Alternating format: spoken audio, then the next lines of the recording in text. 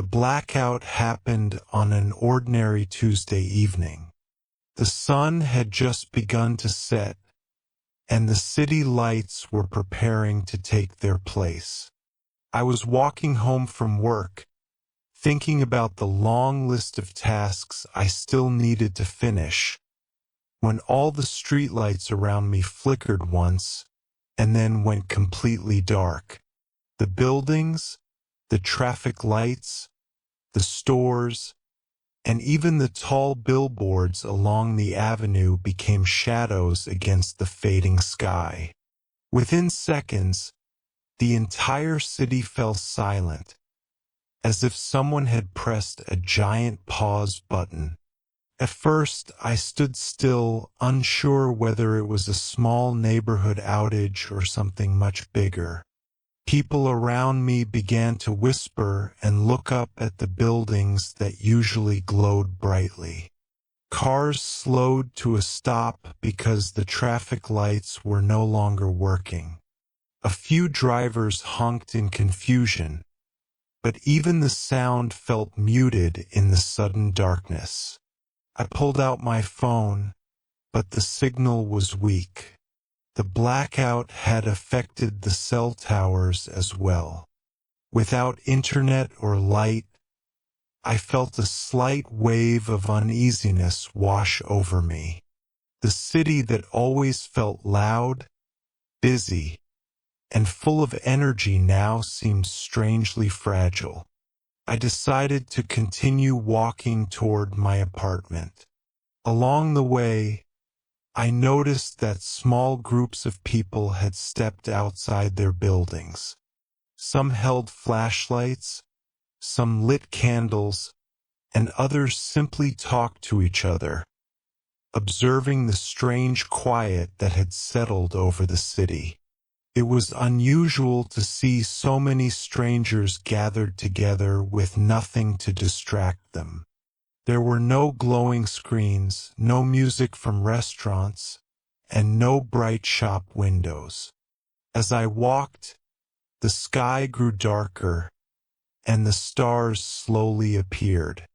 I realized that I could see more stars than usual because the city lights were no longer overpowering the night.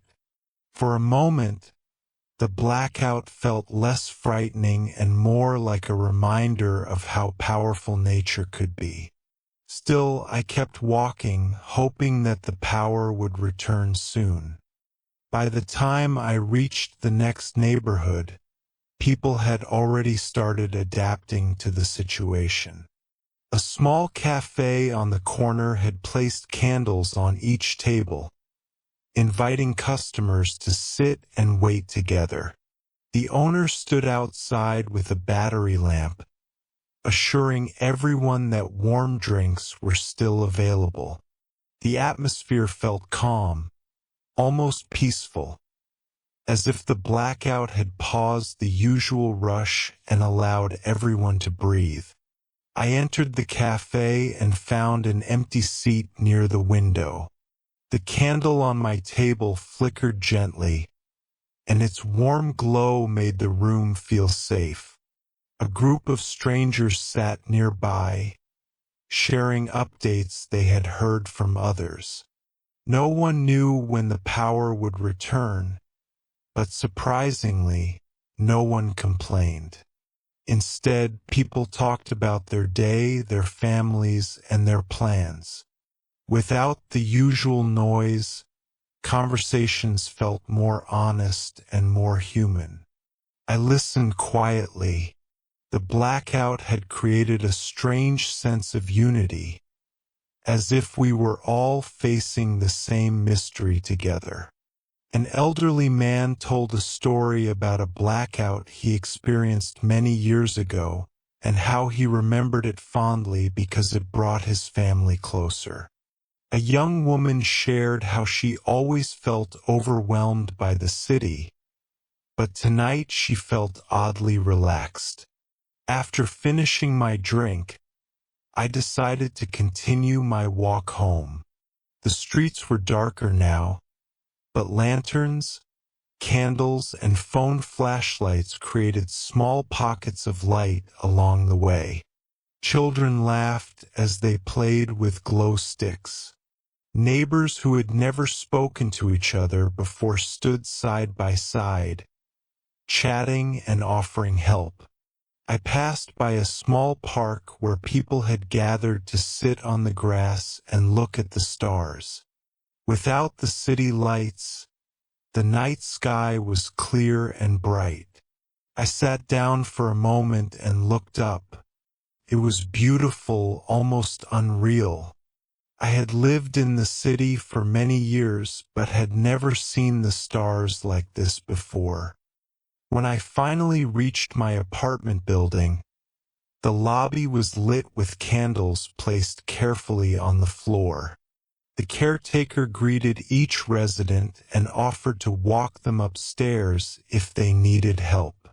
Since the elevators were not working, I took the stairs, climbing slowly while listening to the soft echo of footsteps in the quiet building.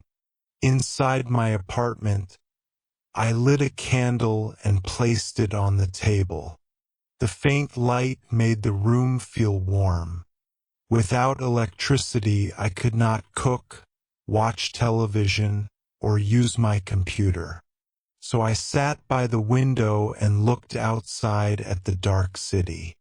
Instead of bright streets and glowing windows, I saw only silhouettes, the outlines of buildings, and the shimmering reflection of moonlight. For the first time in a long while, I felt connected to the world without any distractions.